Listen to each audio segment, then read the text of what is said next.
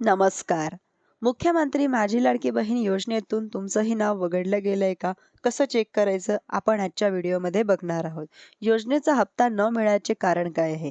सध्या सरकारकडून पात्र व अपात्र लाभार्थ्यांची छाननी सुरू आहे.